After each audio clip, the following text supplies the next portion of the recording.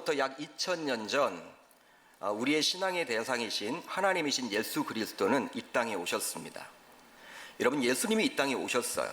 오신 이유가 바로 무엇입니까? 오신 이유가 바로 무엇이에요? 자신의 백성들을 그들의 죄에서 구원코자 함이었습니다. 구원코자 오신 거예요. 그러니까 저와 여러분들을 구원하고자 2000년 전에 예수님이 이 땅에 오셨어요. 여러분, 즉 예수님께서는 구원사역을 감당하고자 이 땅에 오셨습니다. 결국 구원사역을 이루고자 죄가 없으신 그분께서는 저와 여러분 대신에 십자가에 달려 죽으셨고 3일 만에 부활하셨어요. 그렇다면 예수 그리스도의 공로로 구원받은 저와 여러분들은 이제 어떻게 살아가야 할까요? 여러분, 이것이 중요하겠죠. 어떻게 살아가야 합니까? 여러분, 구원이란 개념은요, 우리가 죽은 다음에 천국 가는 것, 그것만을 말하는 것일까요?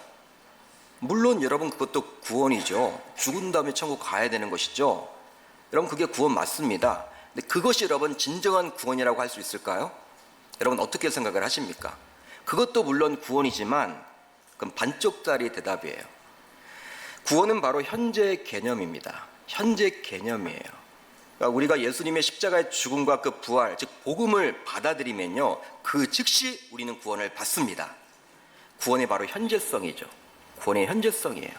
그러니까 죽은 다음에 가는 천국, 그것도 의미가 있지만 바로 우리가 구원받은 자로서 이제 이 땅에서 살아가는 거예요. 그렇기 때문에 저와 여러분들은 이 대한민국이라는 땅덩어리에 발을 디디면서 살아가죠. 그리고 여러분, 대한민국의 통치에 여러분 순응하며 살아갑니다. 이 대한민국 정치 지도자들의 통치에 여러분 순응하며 살아갈 수밖에 없지만 한편으로는요, 그것만이 다가 아니라는 거예요. 우리는 이제 하나님을 믿기 때문에 하나님의 백성으로서 하나님의 통치를 받고 살아가야 하는 것입니다. 실제로 예수님께서는 공생애 사역을 시작하셔서 그리고 공생애 사역을 하시면서 계속해서 반복적으로 하시는 이야기가 있어요. 바로 무엇입니까? 하나님 나라에 대해서 선포를 해주고 있다는 거예요. 예수님께서는 공생애 사역 내내 하나님 나라의 복음, 하나님 나라의 통치 규범, 하나님 나라의 백성으로서 어떻게 우리가 살아가야 할지에 대해서 계속해서 이야기를 해주십니다. 여러분, 사복음서를 보게 되면 그런 내용들로 구성이 되어 있어요. 그러다 보니 당시 정치 지도자들, 종교 지도자들과 충돌이 일어날 수밖에 없었습니다. 여러분, 왜 그럴까요? 여러분, 충돌은 어느 때 일어납니까? 어떤 때 충돌이 일어나요? 사람들 사이에 가치관이 다를 때, 생각이 다를 때 충돌이 일어나요. 여러분, 왜 부부가 가장 가까운데도 충돌을 할까요? 왜 싸울까요? 내 생각과 다르니까, 내 가치관과 다르기 때문에 싸우는 거예요.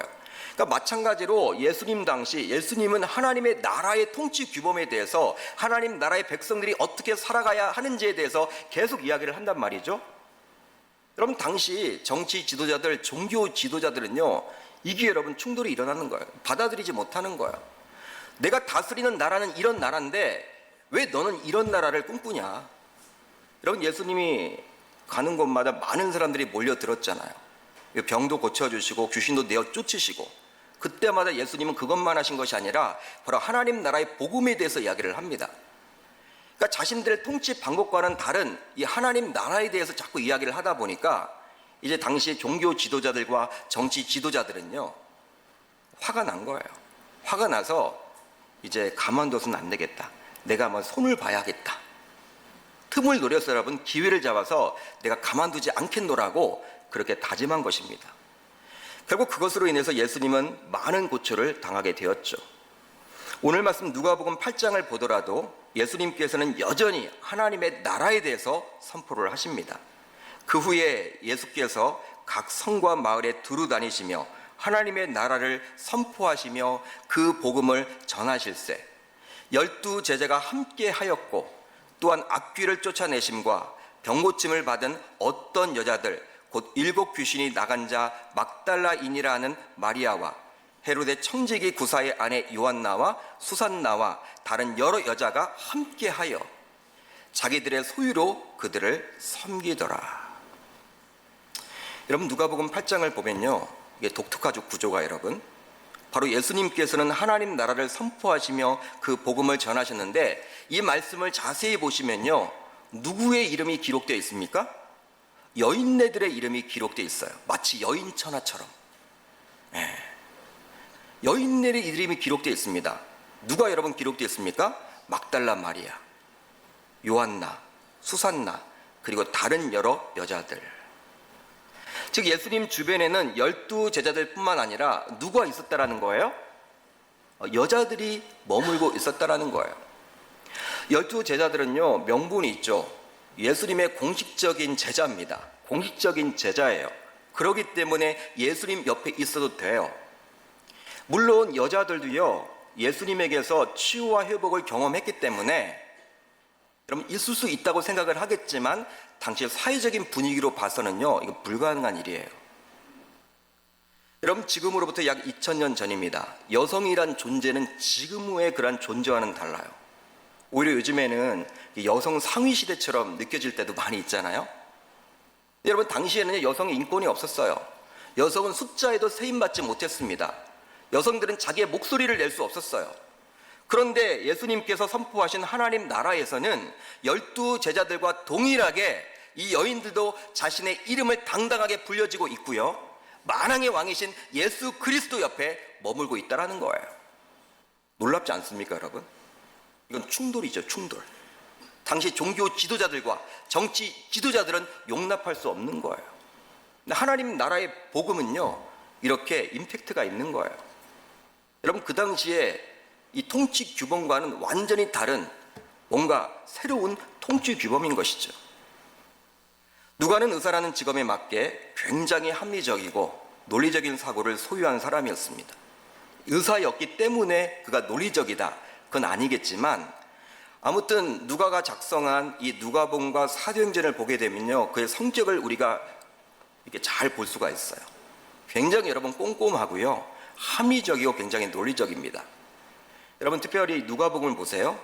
이 사복음서 가운데 누가복음을 보게 되면 이 누가의 성격이 그대로 드러나서 뭐 다른 복음서에서는 여러분 대충 기록된 그런 말씀들이 아주 디테일하게 그 사건을 아주 여러분 이렇게 잘 조여가면서 이렇게 보여가면서 그 사건을 여러분 잘 비춰줘요. 사건에서 여러분 정확하게 이렇게 그려주고 있습니다. 이런 누가가 보더라도 예수님이 선포한 하나님의 나라는 이 땅의 통치 방법과 분명히 달랐던 것이죠. 그러기에 예수님이 들어가는 곳마다 세상 나라의 통치 그러한 방법과 충돌이 일어나게 되는 것입니다. 여러분 복음이 들어갈 때요, 여러분 왜 그 복음을 사람들이 받아들이지 않고 왜 여러분 배척을 합니까? 우리나라 초창기 때도 굉장히 여러분 복음 안 받아들이려고 지금 이렇게 자유롭게 우리가 이 복음을 가지고 전도도 하고 그리고 예배도 드리지만 초창기는 그러지 않았잖아요. 많은 선교사님들의 순교를 당했잖아요. 여러분 왜 그럴까요? 근데 우리나라만 그런 게 아니에요. 전 세계 어디를 가든지 이 복음이 들어가게 되면요, 왜 그렇게 충돌이 일어날까요? 여러분 충돌이 일어날 수밖에 없는 거예요. 왜? 하나님 나라의 복음이기 때문에. 이 땅에 여러분 통치 규범이 아니라 하나님 나라의 통치 규범을 이야기하는 것이기 때문에 충돌이 일어날 수밖에 없는 것이죠. 그렇다면 바로 무엇입니까? 하나님 나라의 여러분 통치 규범은 무엇입니까? 바로 자유와 평등과 신분제도의 철폐 등입니다. 여러분 오늘 말씀을 보게 되면 반복적으로 사용하는 단어가 나와요. 바로 42절에 나오는 밀려들더라 라는 단어입니다. 밀려들더라. 42절에 나와 있죠. 근데 이 단어가 45절에도 역시 나오는데 밀려들어 미나이다, 밀려들어 미나이다 이렇게 나와요. 그러니까 같은 나라가 여러분 지금 몇 번 나옵니까? 3번 나오죠. 42절에 밀려들더라, 45절에 어떻게 나와 있습니까? 밀려들어, 또 45절에 미나이다. 개역 개정 성경을 보게 되면 우리가 읽는 성경을 보게 되면 같은 단어예요. 같은 뜻입니다. 그런데 이 단어는 비슷한 의미를 갖지만 원어를 보게 되면 다른 단어를 사용하고 있습니다. 다른 단어를 사용해요. 그렇다면 42절에 나온 밀려들더라 라는 단어는 어떠한 여러분 의미입니까? 어떤 의미예요? 오늘 말씀인 누가복음 8장에 나와 있는 바로 씨 뿌리는 자의 비유에 나오는 이 단어, 같은 단어가 나오거든요. 씨 뿌리는 자의 비유, 누가복음 8장에 여러분 오늘 본문의 말씀 앞부분을 보게 되면 씨 뿌리는 자의 비유가 나오는데 거기에 이런 단어가 나옵니다. 기운이 막혀. 나오죠? 기운이 막혀. 기운이 막혀라는 단어와 동일한 단어가 바로 이 밀려들더라예요. 이것은 어떤 의미냐? 바로 질식하다라는 의미예요. 질식하다. 혹시 여러분 사람들이 많이 있는 곳에 들어가 보신 적이 있으십니까? 굉장히 여러분 질식당할 것 같은, 예? 산소는 부족하고 이산화탄소는 굉장히 많아가지고 여러분 굉장히 여러분 어지러워지는, 질식당할 것 같은 그런 느낌. 굉장히 지금 사람이 많다라는 것이죠. 45절에 나와 있는 밀려들어라는 단어는 죄수들을 좁은 감옥에 몰아넣는 거예요. 작은 방 안에 죄수들을 수십 명, 수백 명을 몰아넣는 거. 예. 여러분 그것이 바로 밀려들어라는 뜻입니다. 마지막으로 45절에 나온 미나이다라는 단어는요, 이 포도주를 만들려고 포도를 여러분 으개는 거예요. 누르는 거예요, 여러분. 압착하는 거예요. 그때 사용하는 단어가 바로 이 미나이다라는 단어입니다. 여러분 뭐라 할까요? 얼핏 보기에는요 비슷한 단어가 맞죠? 비슷한 단어이지만 사용할 때는 좀 구분이 된다고 해야 될 것 같아요. 아무튼 이 세 단어가 묘사하는 것은요, 예수님이 질식할 정도로, 예수님을 좁디 좁은 인간 감옥에 가둘 정도로, 심지어는 예수님을 압착하여 으갤 정도로 몰아넣는 형국이라 할 수 있는 것이죠. 그럼 쉽게 말하면요, 예수님을 여러분들 이렇게 좁은 장소에 몰아넣는 거예요. 예, 우겨쌈을 당할 정도로 예수님이, 정말 많은 무리가 그 자리에 있음을 알 수가 있는 것입니다. 그러니까 얼마인지는 몰라요. 여러분 이 정도의 무리가 아니에요. 여러분들 몸이 다는 거예요. 여러분 자신이 어떻게 여러분 안 해도 그냥 딱딱 붙는 그러한 지경에 이르는 거예요. 여러분 어떻게 설명을 하면 좋을까요? 이 출근할 때 이 신도림역에 여러분 가본 적이 있으십니까? 굉장하죠. 굉장해요. 제가 예전에 한번 2호선에서 내려서 1호선으로 갈아타면서 수원에 갔어야 했어요. 아침 시간에 일찍 수원에 가려고 했는데 내 의지와는 상관없이 나중에 알고 보니까 인천엔 플랫폼에 서 있더라고. 인천 갈 뻔했어요. 남잔데 키만 작지, 그래도 군대까지 다녀왔는데 힘도 센데 나와는 상관이 없어. 이렇게 가지고 그냥 가는데 알고 보니까 나는 수원이 아니네. 수원 가야 되는데 갈 수가 없어요. 여러분 수원 쪽은 다 인천 쪽으로 어떻게 많이 갔나 봐 사람들이. 여러분 그런 거, 예수님이 여러분 그런 형편이에요. 그러니까 여러분 예수님에게 손을 댄 사람들이 굉장히 많았겠죠. 예수님의 옷을 만진 사람들이 굉장히 많았겠죠. 수십 명, 수백 명이 아마 예수님을 다 만졌을 거예요. 예수님께서는 정말 많은 손의 터치를 경험하셨습니다. 어쩌면 수백 명의 손길, 수십 명의 손길이 예수님과 그의 옷을 다 터치를 하고 있는 상황일 거예요. 아마도 대부분은 의도치 않게 예수님을 터치했겠지만 어떤 사람들은 의도를 가지고 터치한 분도 있을 거예요. 왜? 막 치유의 역사가 나타나고 귀신을 내어 쫓으니까 신기하잖아. 만져보려고 하는 것이죠. 만져보려고. 성도님들 가운데는 저를 만져보려고 하는 분들이 있어요.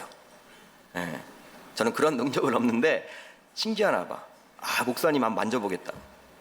말을 하고 만지시니까 제가 만져라고 하시죠. 네. 그렇다고 오늘 다 만지지 마시고. 여러분 예수님도 여러분 이렇게 가시니까 얼마나 신기해요. 그런 기회를 이용해서 내가 만져봐야겠다. 여러분 그런 분도 분명히 있을 거 아니에요.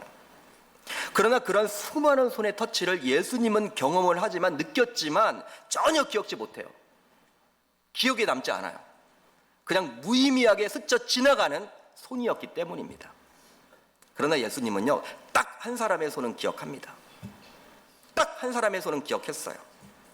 바로 그 짧은 순간 자신의 옷수를 만진 그 사람의 손만큼은 분명히 느꼈고 기억까지 났어요. 왜냐하면 자신에게 손을 댄 그 사람의 손을 통해서 자신의 능력이 나갔기 때문에 그걸 기억하고 있는 것이죠. 여러분 주님께서 기억하신 손은 누구의 손입니까? 수많은 무리의 손이 아니었습니다. 바로 누구의 손이었어요? 12년 동안 혈루증으로 고통 속에 있었던 그 여인의, 무명의 여인의 손이었습니다. 그게 하나님 나라라는 거예요, 여러분. 세상의 통치에서는 여러분 있을 수 없는 일이에요. 세상에 여러분 통치, 권력 이런 데서는요, 세상의 방법으로는요 말이 되지 않는 것이죠. 그렇지만 하나님 나라의 복음, 하나님 나라의 관점으로는요, 이 무명의 여인의 그 손을 우리 주님이 느끼고 있는 거야. 유력 권력자의 손을 기억하고 있는 것이 아니라 무명의 여인의 손을 우리 주님이 기억하고 있어요. 이게 바로 하나님 나라의 통치 규범입니다. 우리 주님은 다른 수많은 손은 전혀 기억지 못했고 오직 이 여인의 손만을 기억했어요. 그렇다면 주님께서 이 여인의 손을 기억하신 이유는 무엇입니까? 여러분, 다른 이유가 아니겠죠. 이 여인의 손만을 기억했던 것은 뭐예요? 바로 그녀는 믿음의 손을 소유했기 때문입니다. 그녀는 믿음의 손을 소유했어요. 그녀는 믿음을 가지고 있었습니다. 그 믿음을 가지고 예수님의 옷술에 손을 잠시 댄 것 뿐이죠. 그러기에 그 믿음이 예수님의 능력을 이끌어내어서 결국 어떻게 돼요? 병에서 치료받게 된 것입니다. 할렐루야. 실제로 주님께서는 고침을 받게 된 이 여인에게 이렇게 말씀을 해주고 있죠. 딸아, 내 믿음이 너를 구원하였으니 평안히 가라. 여러분, 고침받게 된 것이 무엇 때문에 여러분 고침받게 되었다라고 우리 주님은 이야기를 하고 있어요? 믿음, 내 믿음이 너를 구원했다. 여기에 나와 있는 구원은요, 치유받았다, 그런 뜻이에요. 내 믿음이 너를 치유했다, 그런 뜻이에요. 그렇다면 그녀의 믿음은 어디에서 생겨나게 되었을까요? 한번 생각해 봅시다. 그녀의 믿음은 어디에서 생겨나게 되었을까요? 바로 주님을 향한 절대적인 간절함에서 생겨났습니다. 그녀는 세상적인 것에 대한 기대와 소망은 이미 죽은 상태였죠. 무려 12년 동안이나 수많은 재정을 들여서 의학적인 방법을 동원해 보면서 고침받으려고 했지만 이게 안 되는 거예요. 그렇기 때문에 재정은 바닥났고 몸은 점점 힘들어지고 의학을 믿지 못하는 것이죠. 세상에 대한 여러분 소망과 기대는 없는 거예요. 그뿐만이 아니죠. 그뿐만이 아닙니다. 유다 공동체에서 12년 동안 왕따로서 살아가야만 했습니다. 그렇기 때문에 이 여인은요, 세상에 대한 기대와 소망은 다 사라진 그런 상황이에요. 이제 어떡하지? 나는 살고 싶은데, 나는 지금 이 12년 동안 이렇게 힘든데 앞으로 몇 년 동안 또 이렇게 가야 되는 거야? 너무 힘든데 왜 내 편은 하나도 없는 것이지? 누가 나에게 도움을 주는 사람도 하나도 없고 이 재정도 다 떨어져서 병원도 가보지 못하고 어떡하지? 약도 먹지 못하고 세상에 대한 원망과 불신과 유다 공동체에 대한 섭섭함, 이런 것들이 여러분 가득 찬 사람이 바로 이 여인이었어요. 이런 자포자기의 상태에서 한 소문을 듣게 됩니다. 바로 누구의 소문을 듣게 되었습니까? 예수 그리스도. 즉 예수를 통해서 수많은 사람들이 불치 난치 희귀병에서 해방되었고 자유하게 되었고 치유받았고 심지어는 귀신 들렸던 많은 사람들이 치유받았다는 이야기를 듣게 된 거예요. 특별히 예수님은 그 당시 사회 분위기와는 달리 여성 우대 정책을 폈나 봐요. 여성들도 내쫓지 않는다. 예수님 주변에 심지어 여성들도 있대. 여러분, 이런 소문을 듣게 된 거예요. 지난 12년 동안 항상 가까운 사람들에게 무시를 당하고 종교 지도자들, 정치 지도자들에 의해서 정죄당했던 자기가, 왕따당했던 자신이, 이 예수님께서는 그 시대 속에서 여인을 차별하지 않는다라는, 오히려 예수님 주변에 여인들이 많다라는 그 이야기를 듣고 이 여인은 어떻게 된 거예요? 위로받게 되는 것이죠. 위로받게 되는 거예요. 야, 희망이다, 희망. 희망이 생긴 거예요. 즉 이 여인에게 말씀이 들린 것입니다. 복음이 들려지게 된 거예요. 이런 말씀을 듣고 난 다음부터 그녀는 예수를 만나기만 하면 자신의 질병도 고침받을 수 있다라는 간절함을 갖게 된 것입니다. 그 간절할 수 있는 그 마음, 그것이 바로 믿음으로 이어지게 된 것이죠. 금년 2월 청지기 세미나 강사로 이 강단에서 말씀을 선포해 주셨던, 또 간증해 주셨던 예배 사역자인 장종택 목사님을 아마 기억하실 거예요. 나오신 분들은 아마 아실 거예요. 유튜브에 들어가셔서 장종택 목사라고 치면요, 굉장히 여러분들 유명하신 분인데, 건강했던 둘째 딸 온유가 어느 날 특이성 뇌염에 걸렸습니다. 여러분, 뇌염에 걸렸으니까 이제 뇌 검사를 해보겠죠. MRI, CT 다 찍어봐도 이상이 없는 거예요. 근데 우연치 않게 전신 다 엑스레이를 찍는 가운데 원인을 발견했는데요, 바로 난소에 기형 종양이 생기게 된 거예요. 아직 어린데, 학교 가지도 않은 아직 나이인데 난소에 기형 종양이 생겼는데, 그 종양을 공격해야 하는 항체가, 정상적인 항체가 뇌를 공격하는 희귀병에 걸렸음을 이렇게 의사를 통해 듣게 된 거예요. 답이 없는 거예요. 결국 여러분 어떻게 됩니까? 이 둘째 딸 온유가 발작을 일으키는데요, 목사님이 그런 간증을 해주셨잖아요. 2시간에서 5시간 여러분 발작을 한다. 발작을 하게 되면요, 다 꼽았던 여러분 이렇게 링겔, 여러분 그런 바늘 같은 걸 다 여러분 뒤집어 놓고 하기 때문에 정신이 없는 거예요. 피투성이가 되는 거예요. 여러분 종합병원에서도 포기를 하는 거예요. 중환자실에 있는데도 이 간호사와 의사들이 손을 두 손 두 발 다 든 거예요. 얘는 우리가 안 되니까 당신들이 와서 얘를 돌보십시오. 중환자실에 부모가 들어가서 여러분 케어를 해야 돼요. 의사도 포기하고 간호사도 포기했어. 안 된다라는 거예요. 발작이 무섭기 때문에. 눈이 여러분 뒤집어지면서 경기하면서 또 힘이 엄청나게 세져가지고 애를 감당이 안 되는 거야, 의사들도. 그런 자녀를 보는 아비의 심정은 여러분 어떨까요? 여러분 상상할 수 있겠습니까? 여러분 예배 자리에 나왔습니다. 이게 어쩌면 우리들에게 마지막 예배가 될 수도 있다. 그러면 예배에 참석하실 때 어떤 마음을 갖겠습니까? 간절함을 갖게 되겠죠. 찬양을 불러도요, 여러분 다음 주에 여러분 찬양 내가 못 부를 수도 있어요. 찬양을 부르실 때도 이게 마지막 찬양이라는 생각을 가지고 간절함을 가지고 불러보시기를 바랍니다. 그리고 섬김과 봉사의 자리에 대해서도 간절함을 한번 가져보세요.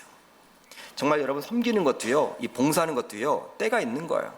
나이가 여러분 점점 높아지면요, 하질 못해요. 하나님이 건강을 주실 때 할 수 있는 것입니다. 감사함을 가지고 간절함을 가지고 해나가야 하는 것이죠.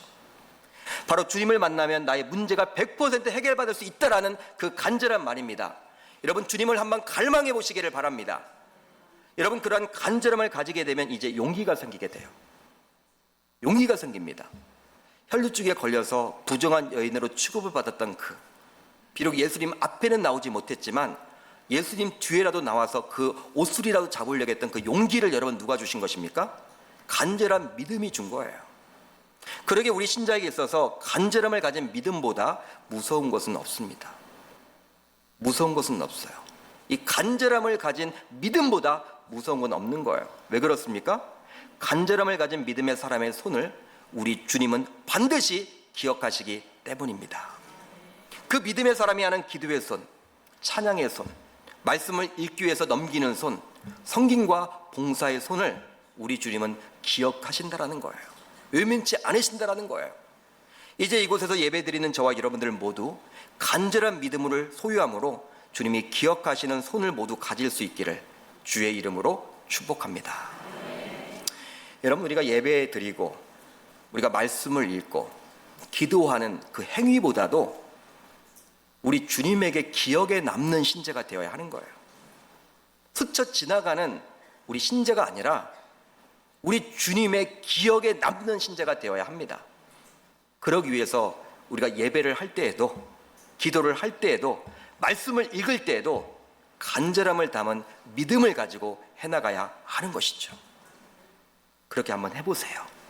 이 가을 그런 영적인 훈련을 받고 나아감으로 하나님께 인정받고 사랑받는 우리 계명교회 온 성도님들 다 되시기를 주의 이름으로 축복합니다.